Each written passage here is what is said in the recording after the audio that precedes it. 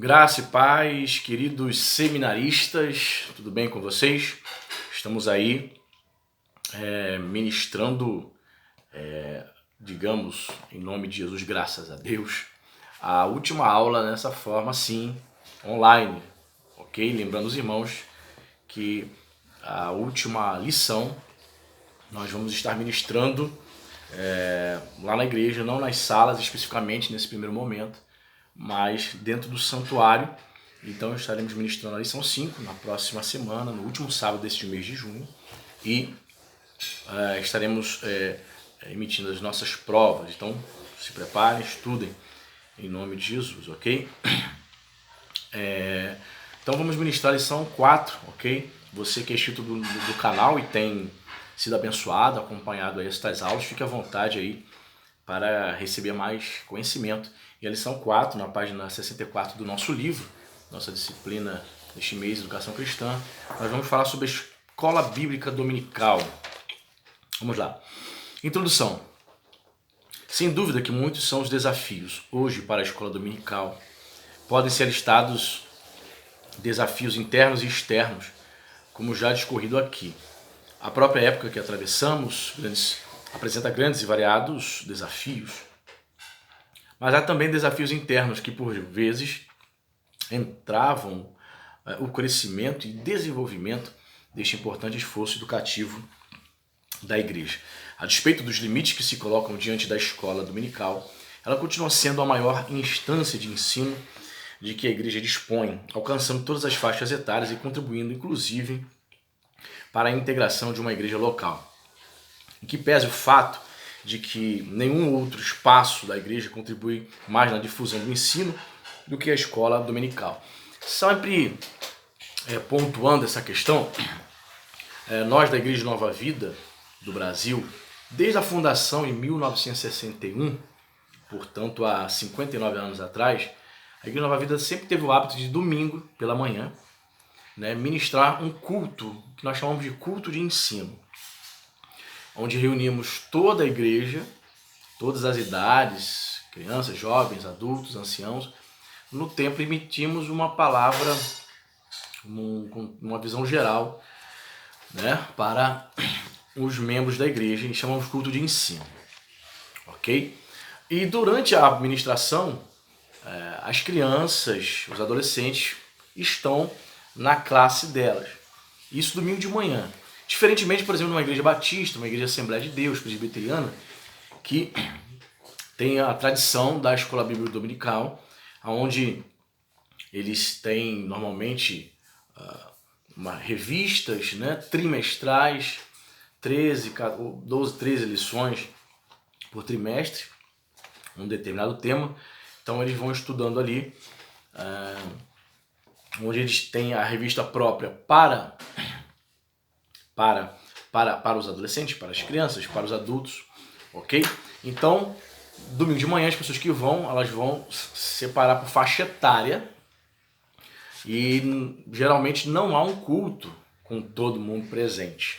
Embora haja igrejas que tenham escola dominical, 1 hora e meia de discipulado, assim, depois vem o culto. Mas, no geral, a maioria das igrejas tradicionais, protestantes, domingo de manhã é escola bíblica dominical com classes distintas, separadas por faixa etária, ok?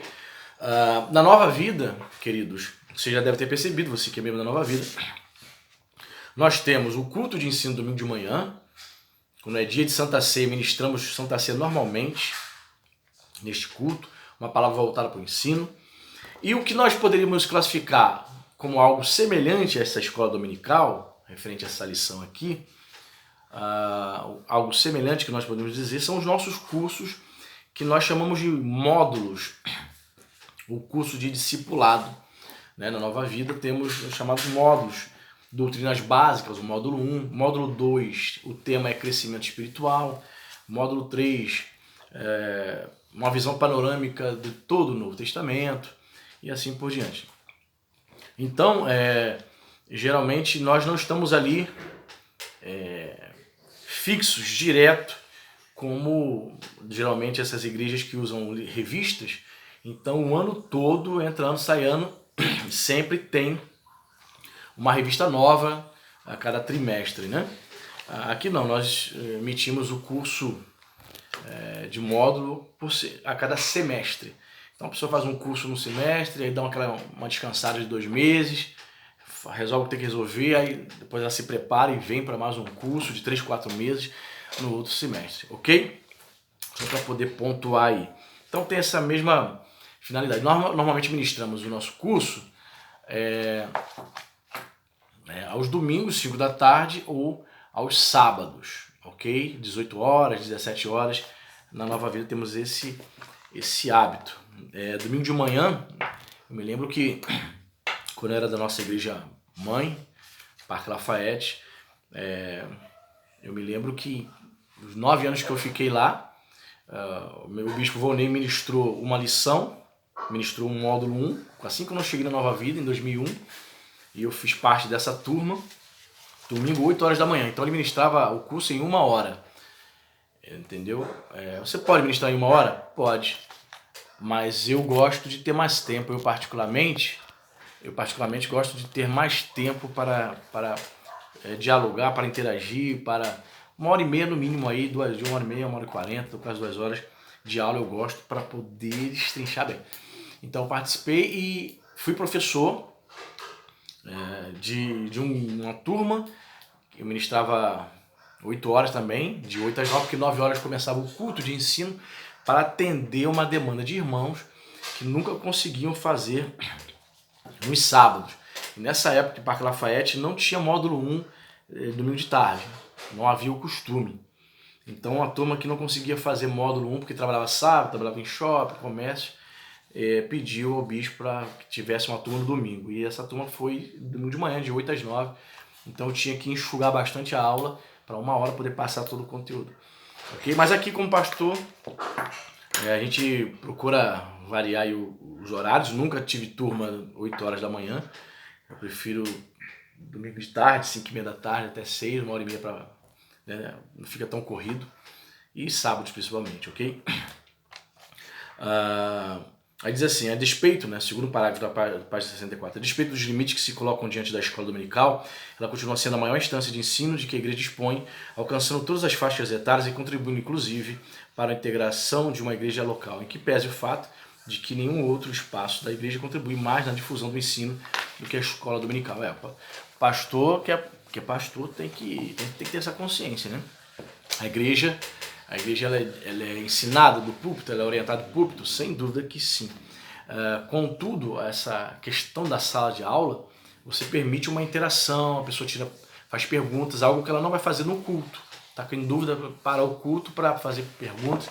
Então, na sala de aula, você pode entrar em assuntos mais complexos, em doutrinas complexas na qual a pessoa vai ter certamente dúvidas, doutrinas, por exemplo, sobre escatologia, né?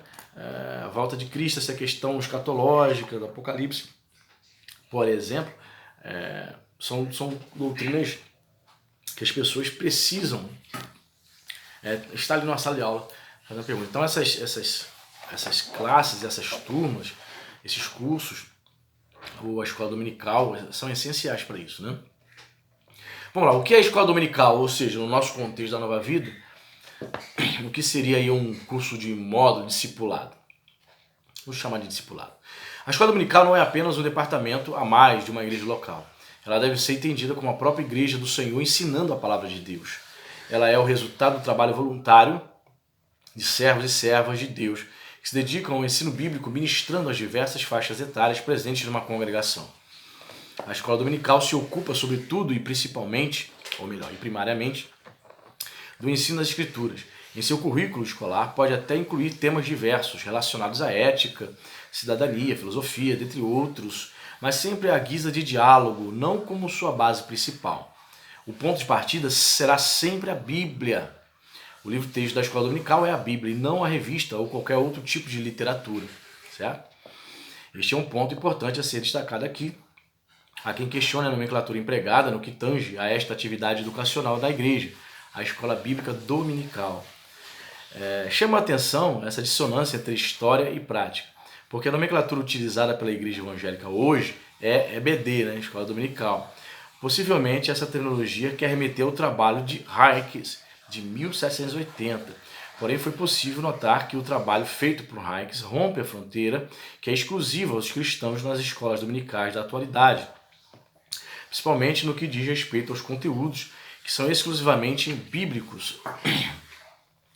Mesmo no Brasil, a postura dos Carey, fundadores da Escola Dominical no Brasil, não se limitou aos conteúdos bíblicos, mas extrair à sociedade a fonte de dados capaz de ajudar a esclarecer questões sociais e suas possíveis aplicações da vida cristã. Ambos os trabalhos eram tanto sociais quanto humanitários, quanto cristãos e quanto políticos. Olha só que interessante, ó. Conquanto, tô na página 66, conquanto concordemos que haja certa coerência na crítica de Belo, né, do autor, se podemos de fato considerar uma crítica, tal abordagem se mostra reducionista em grande parte neste ponto em particular. Por ser bíblica, a escola dominical não se reduz a uma atividade não dialogal. Ou seja, ela precisa ter o diálogo, é o que eu te falei. É a oportunidade do crente interagir com o professor, tirar dúvidas. Eu gosto muito de dar aula interagindo com o pessoal, não é o professor só que fala, né? Com efeito, basta verificar o currículo de determinados periódicos voltados à escola dominical para perceber que os autores, em muitos casos, estão sim conectados com temas sociais. O referido autor parece ignorar também o fato de que o ensino da Bíblia, de per si, já contribui positivo e efetivamente para a formação de cidadãos melhores. Naturalmente, não se está propondo neste trabalho uma produção teológica e um fazer educativo cristão que não seja dialogal, mas daí pressupor que, por trazer a palavra bíblica em sua nomenclatura, a escola dominical de hoje não guarde vínculo com o trabalho de Hayek é no mínimo precipitado. Em que pese o fato da leitura popular da Bíblia, uma prática que traz benefícios, inclusive sociais, como o próprio departamento do interesse pela leitura a partir da leitura popular da Bíblia. Página 67. A finalidade da escola bíblica dominical, ou seja, discipulado na igreja, né? A escola dominical não é uma atividade inócua e frutífera. Ela tem objetivos bem definidos que devem ser seriamente considerados pelo educador cristão e também por toda a equipe que faz a escola dominical acontecer, para que estejam assim alinhados com esses objetivos, a fim de persegui-los e alcançá-los. Mas quais são esses objetivos? O teólogo pentecostal Antônio Gilberto alista que objetivos da escola dominical, 4 objetivos da escola dominical. Número 1, ganhar almas para Jesus. Ou seja, eu já ministrei para pessoas, né, geralmente, que fizeram o curso e ainda assim não tomaram a decisão de se batizar, nem de se converter. Mas geralmente, outrora, nós não exigimos isso agora, aqui na igreja. Mas você sabe, você que é membro da nossa igreja, sabe que nós estamos exigindo agora para a pessoa se batizar, fazer o nosso curso, módulo 1, discipulado, no período de 3 meses, para que ela possa batizar-se, né? Então, o intuito é ganhar almas para Jesus, sem dúvida. 2, desenvolver a espiritualidade e o caráter cristão dos alunos, certo? Ali, obviamente, você como professor, eu como professor, eu vou procurar levar aquelas pessoas à prática daquilo que elas estão ouvindo, né? 3, treinar o cristão para o serviço do mestre. Além de levar ela a crer naquilo que ela está ouvindo, né, em referência às doutrinas de relacionamento com Cristo, é interessante treinar essas pessoas para serem futuros professores, quem sabe, pessoas que vão servir na casa de Deus, naquela comunidade de fé que ela congrega. 4, renovação espiritual do crente. Ou seja, a escola dominical, esses cursos, servem para também revitalizar a fé daqueles que estão na igreja há um tempo, mas estão desanimados, né? Último parágrafo, página 67. Os elementos citados nesses 4 objetivos, como a espiritualidade, por exemplo, são de fato muito explorados no esforço educativo realizado no contexto da escola dominical, e não apenas de forma conceitual, mas prática também. E na identificação desses objetivos não há dúvida de que o referido autor acertou em cheio. Naturalmente, eles são percebidos também por outros autores que elaboram sobre o tema da educação cristã, que trazem suas contribuições. Página 68. No presente trabalho, ousa-se acrescentar ainda outros objetivos, que podem ser desdobramentos dos que já foram apresentados, ou mesmo acréscimos. Seja como for, acreditamos que é relevante considerá-los de forma pontual. Esses objetivos a seguir podem ser encarados também como sugestões.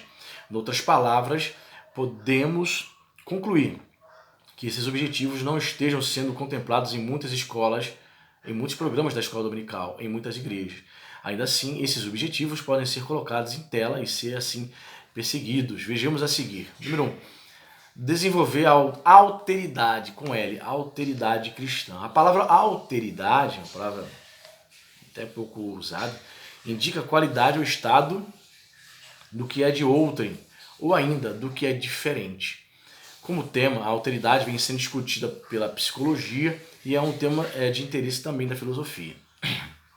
Nicola Agamben, em seu dicionário de filosofia, define a alteridade da seguinte forma: ser outro, colocar-se ou constituir-se como outro. A alteridade é um conceito mais restrito do que diversidade e mais extenso do que diferença. A diversidade pode ser também puramente numérica, não assim a alteridade. Eu percebi aqui que esse termo aqui, a definição de alteridade, também é um termo muito semelhante, pode ser usado como sinônimo, né? Uma palavra intercambiável do termo empatia. O que é uma pessoa que sente empatia? Aquela que se coloca no lugar do outro, né? No presente trabalho defendemos uma alteridade cristã, visto que a maneira como encaramos o outro ocorre pelas lentes da cosmovisão cristã.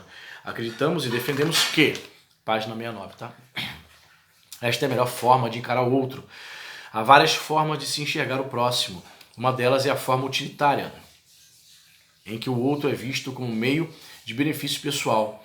Existe também a tendência de se encarar o próximo como ponte para a própria felicidade. Muitos vão ao casamento assim, sem pensar em termos de alteridade no melhor sentido do termo. A alteridade cristã implica, por vezes, prejuízo impróprio, e por vezes encontramos textos bíblicos que têm implicações para a relação com o outro. Como suportaria eu sozinho os vossos fardos e as vossas cargas e as vossas contendas? Levai as cargas uns dos outros, e assim cumprireis a lei de Cristo. Portanto, aos tais devemos receber para que sejamos cooperadores da verdade. Citou aqui textos, não? Bíblicos. Acima de todos os exemplos bíblicos que possamos dar, está o exemplo do maior Jesus Cristo. Ele diz: vinde a mim todos os que estáis cansados e oprimidos, e eu vos aliviarei. Ele despiu-se de sua majestosa glória celeste para vestir nossa roupa e sofrer por nós. É interessante isso, né? A gente vê essa questão da alteridade no próprio Cristo. Por quê? O sacrifício expiatório de Jesus, teologicamente, é definido como um sacrifício substitutivo. Então, quando você diz isso, quando você declara isso, você está dizendo que Jesus nos substituiu na cruz do Calvário. Então a alteridade é se colocar no lugar do outro. E Jesus cumpriu isso de forma cabal e a referência é maior a Jesus, né? O educador cristão precisa ter em tela o cuidado com o seu trabalho, no sentido de levar os seus aprendentes a serem cristãos comprometidos com os outros, com a coletividade, com o social, com o outro. Infelizmente, mesmo no seio da Igreja do Senhor, convivemos com pessoas que não conseguem olhar para além dos limites do próprio umbigo. Página 70. Desenvolver uma cosmovisão cristã. Conforme já mencionado anteriormente, todas as civilizações têm uma cosmovisão. Uma cosmovisão é um modo de ver o mundo. Isto envolve valores, cultura, hábitos, crenças, religião e interação social. O ser humano aprende através do convívio e, na medida que vai se desenvolvendo biológica e psicologicamente, vai assimilando o que lhe é transmitido durante a vida. Mas esse processo, embora inerente, não faz do sujeito um ser totalmente passivo. Ele pode assumir uma postura crítica no sentido de que expressa opiniões, repensa valores, adquire hábitos antes não cultivados, assume papéis antes desprezados e interage com o mundo de forma mais dinâmica. Esse tipo de mudança existencial ocorre em função, em grande medida, da mudança da cosmovisão. A maneira como olhamos o mundo é decisiva sobre a forma como reagiremos a ele, como vamos interagir com ele. Na palavra de Deus encontramos base mais que suficiente para construir uma cosmovisão cristã. E cremos que essa orientação provocará mudanças sociais, inclusive. As convicções genuinamente cristãs incidem diretamente sobre a realidade concreta das pessoas. Em outras palavras, a cosmovisão cristã pode ser aplicada de forma real à vida humana. Aliás, é o que se espera em termos de discipulado e ética cristãos. Eu estava pregando ontem, se você ouviu a pregação ontem que eu digo quinta-feira, 18 de junho,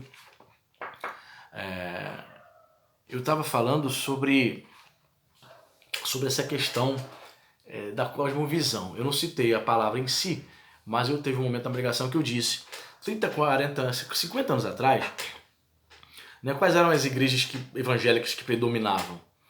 A igreja neopentecostal era inexistente, né? A onda das igrejas neopentecostais vieram no final da década de 60, mas digo há 50 anos atrás. Vamos colocar aí, antes do advento do neopentecostalismo. Haviam as igrejas mais tradicionais, quais eram? Quando se falava de crente, lembrava-se, vinha na cabeça batista, assembleano e presbiteriano. Esses representavam o protestantismo brasileiro nos anos 50, nos anos 60. Se você dissesse o seguinte assim, eu citei e disse, que, por exemplo, igrejas mais rígidas na questão da ética, da moral, como a Assembleia de Deus, há 50 anos atrás, se você dissesse, se o pastor descobrisse que você foi no Maracanã, que você jogou futebol, uma partidinha de futebol, né, com os amigos, que você tivesse ido ao cinema, você era excluído, sem dó nem piedade. Você estava participando, é como se eu estivesse hoje dizendo, poxa, fulano foi no baile, uma roda de pagode, um forró mundano ali. É como se eu estivesse dizendo isso. Então essas pessoas eram afastadas, né? Igrejas mais onde tinha a disciplina da exclusão, era afastada da comunhão. O que eu posso afirmar? A cosmovisão mudou? Muito. Hoje um crente não é excluído da igreja, né? Pode ter alguma igreja bem rígida ainda, principalmente no interior, pode fazer isso. Mas as igrejas, na maioria, principalmente neopentecostal, não exclui um membro se ele jogar uma partida de futebol. Pelo contrário, todo mundo joga bola hoje em dia, né? Retiros ali. Quantos jogadores de futebol são cristãos? Não exclui o membro se ele for ver o jogo do seu clube de coração. Tão pouco se ele for no cinema. Mas agora, qual é o princípio? Eu também não vejo problema. E o crente torcer para o time de futebol, ir no Maracanã ou ir no cinema. A pergunta que eu faço hoje, que é muito válida, que filme você vai ver? Certo? Segunda questão, vai torcer para o Flamengo, vai no jogo. Essa partida futebolística acontece no mesmo horário do culto da sua igreja, domingo, e você deixa de buscar Deus para ir até aquele estádio? Então, as implicações estão aí. Eu não considero pecado o camarada ir numa partida de futebol e nem no cinema, mas a pergunta é, que filme ele vai ver e por que ele está indo no horário do culto, deixando de buscar Deus? Então aí há problema para o crente, certo? Essa é a minha visão. Ainda que você diferencie dessa cosmovisão, não há como negar. Houve sim uma mudança na cosmovisão. Muito bem. Uma cosmovisão, estou na página 70, lá embaixo. Uma cosmovisão apresenta, último parágrafo, um conjunto de valores e crenças que carregamos ao longo da vida. Pode ser abraçada por toda a vida, pode ser formulada ou mesmo abandonada. Pode ser entendido também como um conjunto de pressuposições essas que podem ser verdadeiras ou não, ou ainda parcialmente verdadeiras. Essas pressuposições, claro, dizem respeito à realidade que nos cerca. Diante do exposto acima, vemos que quão importante é a cosmovisão para as pessoas, visto que elas haverão de orientar-se por ela em suas ações, escolhas, enfim, conduta ética no mundo. Uma educação centrada na palavra de Deus contribui diretamente para a construção de uma cosmovisão cristã, que por sua vez redundará na vida cotidiana. A escola dominical, neste sentido, preocupada com a formação de uma cosmovisão cristã em seus aprendentes, contribui assim para entregar ao mundo homens e mulheres melhores, realmente comprometidos com os valores do reino, que enfrentarão o desafio de conviver com pessoas não cristãs, numa era marcada por pluralismo, relativismo e ceticismo.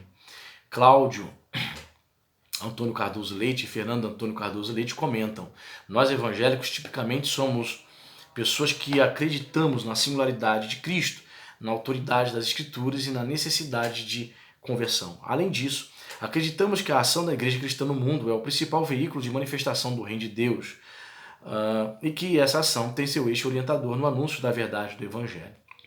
Nós evangélicos, caracteristicamente, nos vemos como instrumentos privilegiados na manifestação da obra de Deus entre os homens e mal somos capazes de imaginar que tal papel possa ser perdido no ambiente pluralista e secularizado em que vivemos hoje. Essa é uma condição desconfortável, para dizer no mínimo. Sim, todos nós cristãos temos valores, e esses valores são baseados na tradição judaico-cristã, Quando você se depara, por exemplo, nos meios acadêmicos, universitários, ou até no ambiente de trabalho, você vai perceber como o relativismo, o pluralismo, o ceticismo nesse mundo, olha, é forte. Não precisa nem você ir num ambiente acadêmico. No seu trabalho lá, você vai ver pessoas que vivem isso aqui. Ela nem sabe que é uma pessoa relativista, pluralista ou cética. Ela nem sabe que está expondo isso, que ela está manifestando essas coisas, mas ela é. Você vai ver com o seu comportamento, com os seus dizeres, né? Com efeito, a igreja tem diante de si, página 72, o grande desafio de formar cidadãos que são cidadãos do país onde vivem, mas também do céu. Pessoas que não se isolam da sociedade, mas não se amoldam a ela. Contribuem com a sociedade de maneira muito positiva em diversos aspectos, mas não se contaminam com seus pecados. Daí, a importância de uma cosmovisão cristã, pois tal realidade só é possível se o indivíduo for de fato orientado por uma cosmovisão cristã. 3. Os setores da escola dominical. É fundamental que a escola dominical, assim como qualquer outro projeto educacional cristão, no nosso caso, na nossa igreja, nossos cursos de módulos, discipulado, né, esteja bem setorizado e que as pessoas em seus respectivos setores saibam bem o que e como devem fazer. A geração vida também, na nossa denominação, tem esse papel também, né, de papel educacional, de ensinar a palavra de Deus para nossas crianças e adolescentes. Né? Pensar uma setorização da escola dominical não implica necessariamente pensar que tal prática só seja possível a grandes igrejas providas de muitos recursos financeiros. A ideia subjacente aqui é de organização, e organização é tudo. Um projeto só funciona realmente bem se houver organização. Setorizar é, pois, organizar. É distribuir tarefas e descentralizar a liderança e compartilhar com os outros o mesmo ideal, trabalho e missão.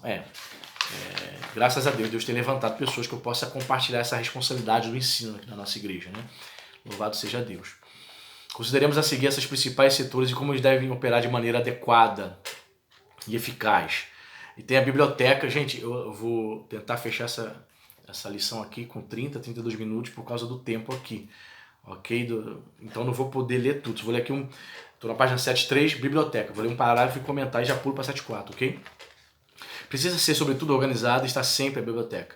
Limpa, uma biblioteca preparada para receber os alunos da escola dominical, auxilia muito no desenvolvimento deles e ainda possibilita aos professores outro espaço para a realização de suas aulas, além da própria sala de aula. Ou seja, em muitas igrejas, a realidade não é ter uma biblioteca, mas sim ter todo o material ali disponível para que os professores cheguem e possam ministrar as suas aulas, ok? Página 74, secretariado. Cada classe deve ter um secretariado ou secretaria. Ele deve ser pontual e cuidadoso com os documentos da secretaria da turma. Deve buscar sempre interagir com o secretário ou secretária geral da escola dominical com vistas a cruzar dados, alinhar informações e contribuir com a organização geral da escola dominical. Bem, para a realidade da Nova Vida, a secretaria está presente mais no departamento infantil ali da Geração Vida, tem uma secretaria. No que diz respeito às classes de discipulados, de módulos, né, nós não temos essa questão de secretaria, porque eu mesmo ministro as aulas, passo para os professores, né? Cada igreja tem seu contexto, né, sua realidade. Nós não somos uma igreja de porte grande, né, então não temos uma secretaria voltada somente, um responsável voltado somente para os cursos módulos, essa pessoa ficar responsável por anotar os nomes, por confeccionar os diplomas. Ainda eu faço isso porque a nossa igreja, um ambiente ainda familiar, dá para fazer. Página 74, lá embaixo, superintendência. A superintendência da escola dominical preocupa-se com o seu fundamento pedagógico e com a gestão de professores e demais agentes envolvidos. Algumas vezes o superintendente é o próprio pastor, o que é legítimo, conforme a necessidade local. Neste livro, contudo, sugerimos que, sendo possível, o superintendente seja outra pessoa, não o pastor. Né? É aquilo, né? Às vezes o pastor sente a necessidade, ainda não viu uma pessoa na igreja local que vai assumir esse compromisso de ser o responsável pelos cursos. No caso dos irmãos da Assembleia Batista, é superintendente da escola dominical, né? Ok. Tesouraria. Um setor fundamental, página 75, que pode ser, inclusive, dinamizado. Uma grande tragédia para uma escola dominical, e por não dizer para a própria igreja, é pensar a tesouraria como um local passivo e inerte. Esse setor da escola dominical pode ser interativo com outros setores e pode, inclusive, promover campanhas com vistas a melhorar a arrecadação. Então, diferentemente também, em nossa igreja, nós não temos, a Nova Vida não tem o hábito, embora possa até existir alguma Nova Vida que tenha tesouraria, mas em sua maioria das igrejas de Nova Vida, nós seguimos o nosso bispo Miguel, o bispo Volney, Nós não temos uma tesouraria, né? A pessoa é responsável por arrecadação, porque ela vai contar a oferta, ela que vai depositar o dinheiro, que arrecadar na geração vida, que arrecadar entre os estudiosos. Aliás, nós não temos o costume de pedir ofertas quando nós estamos ministrando as aulas de módulo, discipulado. Não é costume nosso. Não é. Então, diferentemente, as escolas dominicais, a escola bíblica dominical, tem o hábito de pedir oferta. Por isso eles têm esse hábito da tesouraria, para arrecadar ali o dinheiro no momento do ofertório na escola dominical, ok?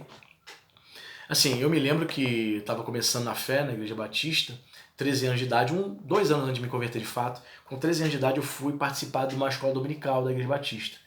E eu fiquei extremamente constrangido no momento do ofertório, porque estávamos todos, assim, uma classe reunida, assim, um de frente para o outro, o pastor estava ministrando a aula, e chegou o momento do ofertório, todo mundo deu oferta, mas eu com 13 anos fiquei tão constrangido, porque eu não tinha nada para dar ali, e aí o ponto eu falei assim, pastor, eu não tenho nada para dar não, tá? Ele, não, meu filho, não se preocupe com isso não. Então, a escola dominical, eles têm esse costume, mas nós não temos, ok? Se a pessoa quiser na nossa igreja dar oferta, ela vai dar oferta no culto normal, ok? Conclusão, um ponto muito importante que não poderia passar em branco no trabalho como este é o seguinte: os agentes da escola dominical devem ser conscientizados de que estão envolvidos no projeto que, embora coletivo, setorizado, tem objetivos comuns, ok? Então, só para fechar aqui, vamos corrigir exercício da lição 4, página 76. Número 1. A escola dominical não é apenas um departamento a mais de uma igreja local, ela deve ser entendida como a própria igreja do Senhor, ensinando a palavra do Senhor, certo? Ok? Ou errado? Correto. Número 1, certo. 2. Pode ser uma atividade, por ser uma atividade de ensino bíblico, a escola dominical não é uma atividade dialogal. Errado, é uma atividade dialogal. 3. Uma das finalidades da escola dominical é ganhar vidas para Cristo. Correto ou errado? Correto. 3, correto, certo. 4. A palavra alteridade indica a qualidade do estado que é meu, pessoal. Certo ou errado? Errado, é relativo ao outro, né? Ou se colocar no lugar do outro. 4, errado. 5. Uma cosmovisão representa o conjunto de valores e crenças que carregamos ao longo da vida. Certo? Amém? Então fechamos aí mais uma lição. Se preparem para a nossa próxima aula, vai ser presencial. Glória a Deus, em nome de Jesus.